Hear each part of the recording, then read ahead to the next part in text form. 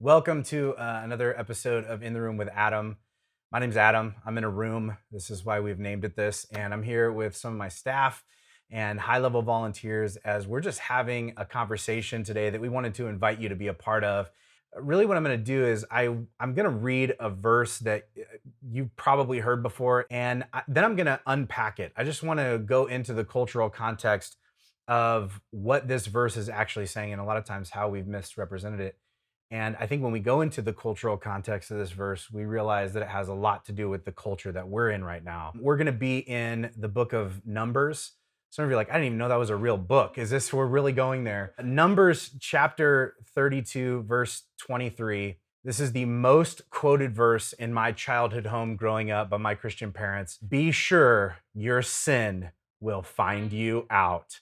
Anybody have a parent that quoted that? It was basically my parents, specifically my mom's way of saying, you ain't ever gonna get away with anything. Whatever you think you're gonna do that you think nobody knows about and nobody sees, it will surface because God knows and your mama knows, okay? And she's not gonna let anything go. And so if you think about stealing that cookie, if you think about hitting your brother, if you think about any of this kind of stuff, just know that I will know and there will be hell to pay. Okay, that was essentially in my house what it meant. And yet I think we miss really what this verse is ultimately trying to point out to us. So I want to just spend some time giving some context. So Numbers chapter 32, verse 1, I'm going to read from the Message because the way it's phrased here is so pinpoint accurate. The families of Reuben and Gad, these are two of the tribes of Israel. There's 12 tribes of Israel. These are two of them, Reuben and Gad,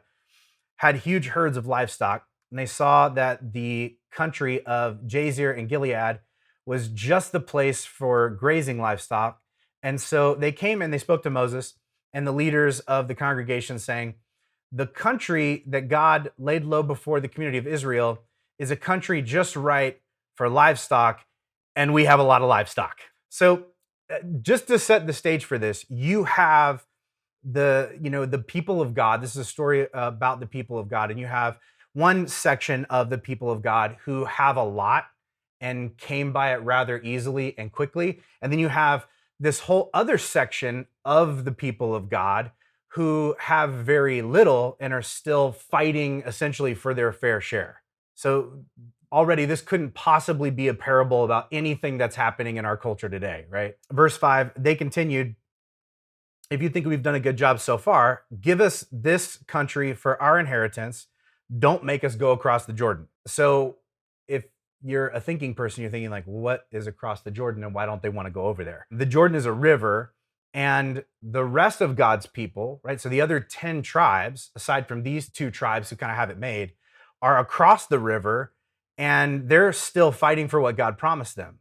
But it's a big fight, and those people that are fighting are exhausted. And these two tribes are essentially saying, what does that have to do with me? Okay, like I'm doing great. So like that's not my problem. Like, why do I need to be a part of that fight? And again, I think we see surface here a picture that these people don't know they're projecting, a picture of selfishness. And essentially selfishness says, if it's not important to me, it's not important. It doesn't concern me, so I don't care. And love is something that's very different, right? If God is love, then what does love say? Love says you're important to God and you're important to me. And so what is important to you becomes important to me. And we don't see that at this point in the story. Verse 6 says this, Moses answered, and this is scathing. Do you mean? You ever heard somebody say something and you're like, you can't hear yourself right now, okay?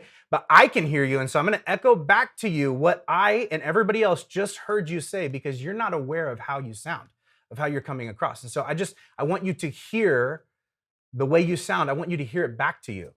Do you mean that you're going to leave the fighting that's ahead to your brothers while you settle here? Why would you even think of letting the people of Israel down, demoralizing them just as they're about to move into the land that God gave them?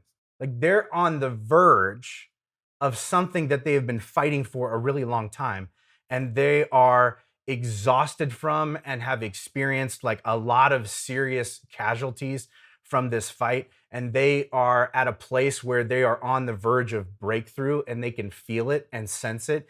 And arguably, in the moment where they need their brothers and sisters most, the people that already have what they want are like, you guys are good.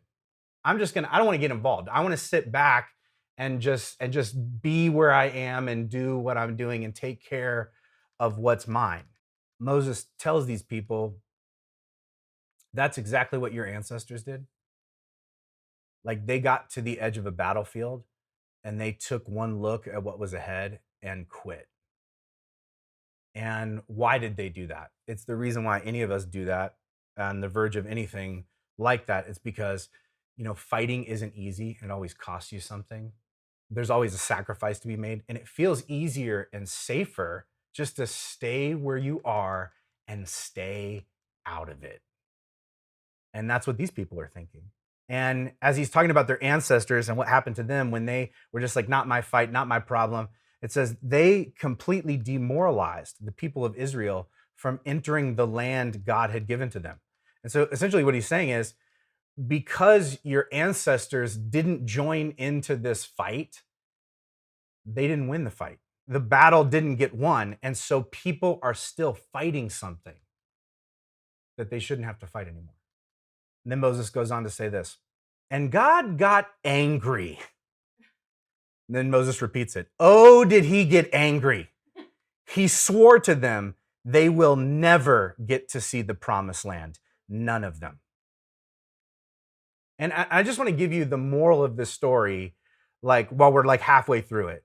You won't get all that God has promised to you if you refuse to fight for what God has promised for them. Why? Because you are interconnected. Because these people that you're like, well, that's them, that's not my problem, that's their issue. Those are your brothers and sisters. We are all the people of God. If you think you could sequester yourself and that doesn't have anything to do with you, you don't get who God is. You don't get the way that God moves. You don't get what God is up to. Verse 14 says this, and now here you are. So he tells them this parable about like what their ancestors did and how that didn't work so great for them. And he says, and now here you are, just one more mob of sinners stepping up to replace your ancestors, throwing fuel on the already blazing anger of God against Israel. Verse 16, it says, they came close to him and said, listen, all we want to do is build corrals for our livestock and towns for our families. In other words, like, Moses, I don't know. I feel like you're reading into things. Like, we're not bad people, okay? I don't like what you're saying and how I feel like you're framing it, Moses. So you're trying to make us look bad. Like, we're just trying to take care of our families. And that's important, okay? Like, like you want us to fight for them, but we got to fight for ourselves, okay? We matter too, God, okay? We matter. All lives matter. And then knowing that, like, okay, that excuse is not going to work, right? Like, this is not going to change things. And so these people sort of change their tune. And these two tribes say, okay, we'll take up arms and take the front lines. Not like, hey, you guys go for it. We'll have your back way back here, okay? They say, oh, this is a big deal. We're going to take up arms. We're going to be on the front lines. We're going to lead the way to fight the battle for the thing that God has promised you.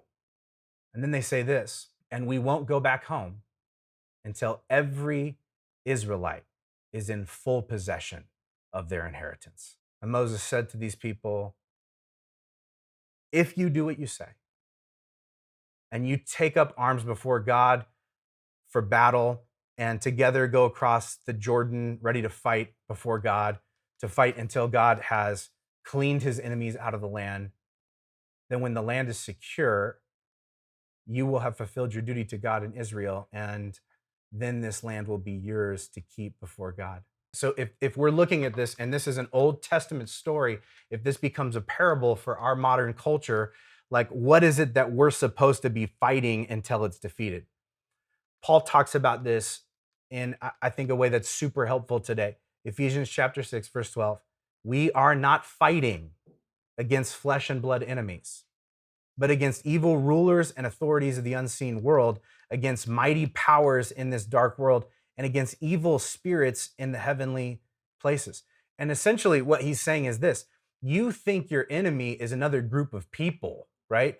It's not. Like, we're not fighting people, we're fighting perceptions. We're fighting against mindsets, against attitudes, right? Against systems of oppression, against evil ways of thinking and doing and being. God is for people. What he's against is the evil that people align themselves with. And so we confuse the things and we make a lot of mistakes when we think that the person, right, who exemplifies a bad attitude or behavior or a destructive path is the problem. The problem is not them.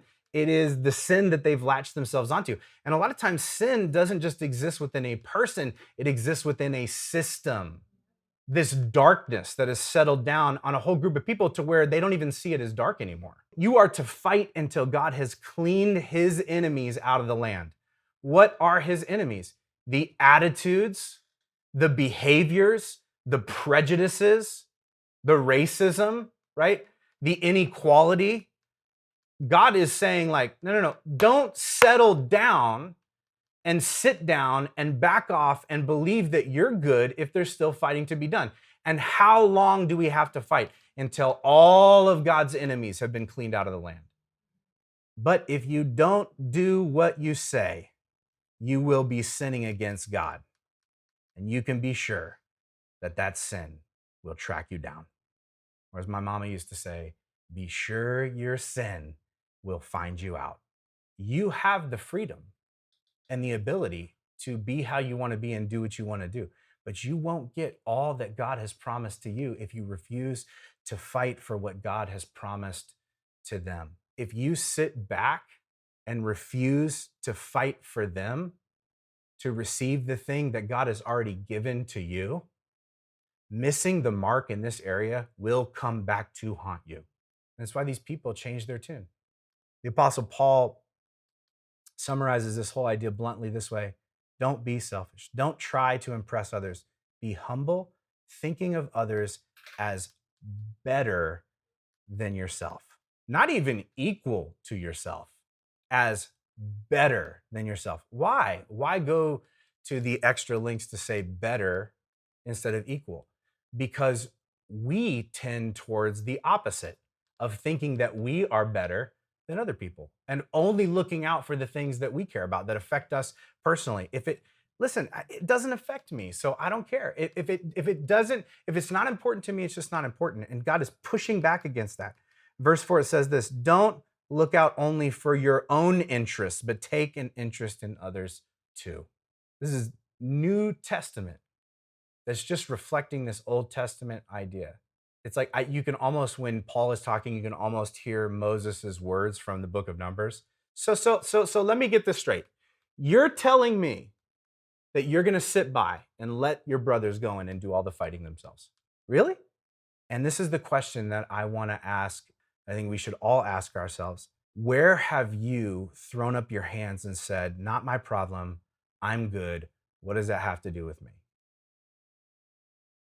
That's the sort of thing that you will, when you look back, you will be filled with regret. You won't even be able to enjoy the good things about what God has promised you because you had to rip somebody else off to get them. It's not God's way.